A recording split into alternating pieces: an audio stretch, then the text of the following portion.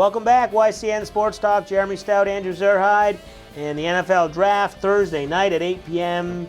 They got the first round Thursday night, second round Friday night, and then the rest on Saturday. I think that's a better way to do it than, remember they used to crunch it all on Saturday? That. Yeah, right. Go all day. Yep. Yeah. So who goes where? Deshaun Watson, Mitchell Trubisky are the top two quarterbacks probably. Yep.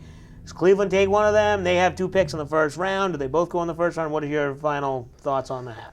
So to me, I think as a Patriots fan, it's easy for me to say this for the Browns, but to me, I think if you're the Browns, you really want that franchise quarterback. I think you're one of maybe the only team to have as many, so many different starting quarterbacks over the last decade. So to me, I think the Browns should trade for Garoppolo. Okay. I think that's what they should do. Yep. They should give up that first pick. And they also have the 11th or 12th pick as well. Okay, yeah. The first round. So one of those two, you're right. Right, and it's going to be hard to pry that number 1 pick away. But I mean, obviously, if you're the Patriots, if you can get that number 1 pick, basically you're trading away a bench player. Right. You're getting a number 1 pick, someone who can help you immediately, can be a starter.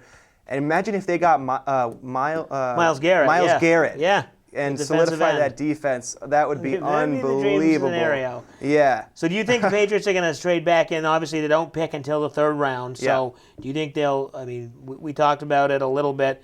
Butler maybe going. He's signed now, so he can be traded. Or does that kind of thing? Has that kind of quieted down, and they're just going to stay where they are? It seemed to have quieted down a little bit. I mean, I've heard some people say if they can trade Butler and Garoppolo and get that first pick, that might be worth it if you could get that number 1 pick. But to me, I think that Butler is probably going to be staying put. That's what it looks like. Yeah. But you never know. Belichick, he does crazy things. Yep. He likes making trades on draft night, although they don't have a first or second pick. It's not like he's not going to be there. They're not going to be in the war room getting ready. So the first round is Thursday night at 8 p.m., second round Friday, and then if the Patriots stay pat, they draft on Saturday in this year's draft.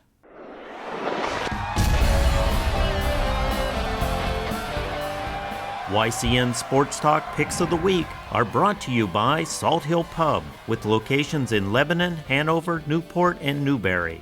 Whether you're in the mood for a quick lunch, a great steak, their signature fish and chips, a fresh salad, or the best burger in town, Salt Hill Pub has you covered.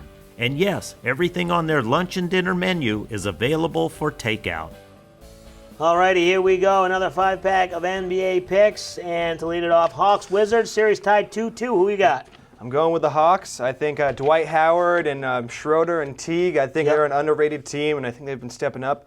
The Wizards are good, but I think I'm going with the Hawks. Yeah, this has been a good series back and forth, 2-2, obviously. I'm going to go with the Wizards at home, but I wouldn't be surprised if this one goes 7. Going back to Bulls Celtics, we talked about it already. Who you got there? I'm going with the Celtics. I think at home, and they won the last 2 games. I think they're going to carry that momentum over. I think they're going to win that game, and I think they're going to eventually take the series as well. I agree with you. I think not only do they win tonight, but they win in Game 6, and they go 4 straight, and they win 4-2. Spurs, Grizzlies. Grizzlies back at home where they won 2 to even the series. Yeah.